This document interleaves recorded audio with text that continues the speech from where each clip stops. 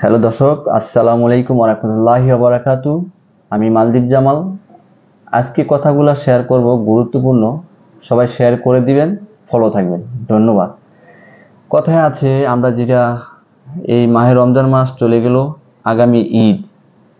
তো এই ঈদের ভিত্তিতে প্রবাসে, দেশে বিদেশে আমরা অনেক সময় আউশ ফুর্তি করছি, মজা করছি। কথা আছে, আপনারা যখন দেখবেন ঈদের মার্কেটিং করতে মনে চায় না, তখন বুঝবেন আপনি অনেক বড় হয়ে গেছেন।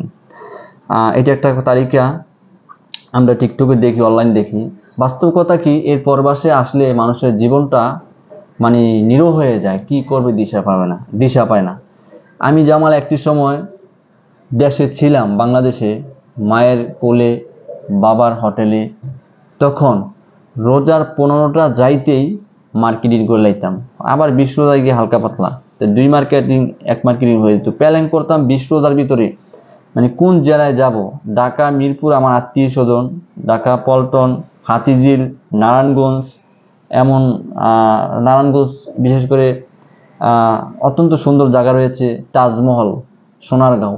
এই তাজমহল সোনারগাঁও গিয়েছিলাম ওই 2015 সালেই। ওই সময় আমার 5 থেকে 6,000 টাকা গেছে, আমার আত্মীয় স্বজন, বন্ধু বান্ধব নিয়ে, পরিবার সদস্য নিয়ে। তো আমি একটা দেশপ্রেমিক ছিলাম। আমি বাংলাদেশ বিভিন্ন প্রান্তে অনেক সময় ছুটে যেতাম, কুমিল্লার, ব্রাহ্মণবাড়িয়া, চাঁদপুর, শরীয়তপুর, মোটামুটি অনেক জেলায় গেছি। তবে আমি একজন দেশপ্রেমিক, মানে ঈদ আসলে সবচেয়ে, ঈদের জন্য আমি 10 দিনকার জন্য বেরিয়ে যেতাম। টাকা পয়সা সব গোছায়া, মার্কেটিং সব গোছায়া, হ্যাঁ, ব্যাগ গোছায় গাছা, টাকা পয়সা সব আগের থেকে রেডি।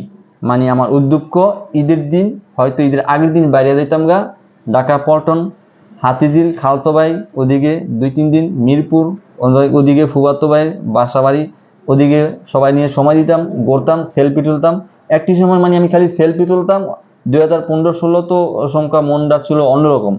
বর্তমানে অনলাইন পেজ নিয়ে যেরকম মানুষ কাজ করে, এরকম একটা ছিল না। তখন আমরা ঘুরতাম বা সেলফি তুলতাম, মানুষের ফেসবুকে আড্ডা দিতাম, সৌন্দর্য বা অনুভব করতাম। তো আজকে সেই জায়গাটা নেই। এখন প্রবাসে আইসা অত্যন্ত মানুষ কষ্টে বিপদে ওই সময়গুলো মিস করি। তো দর্শক বন্ধুগণ, আমাদের প্রবাসী জীবনে অবশ্য যারা আসছেন বিদেশে, কিছু করার নাই। আপনাদের ছেলে সন্তান আগামী দিনে অনুভব করবে কিভাবে ভালো থাকবে, কিভাবে করে, এইটাই। আর আমরা সবাই অগ্রিম আপনাদের জন্য ঈদ মুবারক। সবাই ভালো থাকবেন, ঈদের শুভেচ্ছা কামনা আমি দিলাম, আপনাদেরকে ভালোবাসা রইল। তো আজকের মতন অবশ্য এইটাই। তো আসলে কি, মানুষের জীবনে 12 বছর দুঃখ, 12 বছর কষ্ট, কিন্তু মানুষের জীবনে বয়সটা 15 বছরই স্বাভাবিক, জীবনটা খুব ভালো যায়, তারপরেই মানুষের জীবন যুদ্ধ শুরু হয়। তো আমি একজন রেমিটেন্স যোদ্ধা।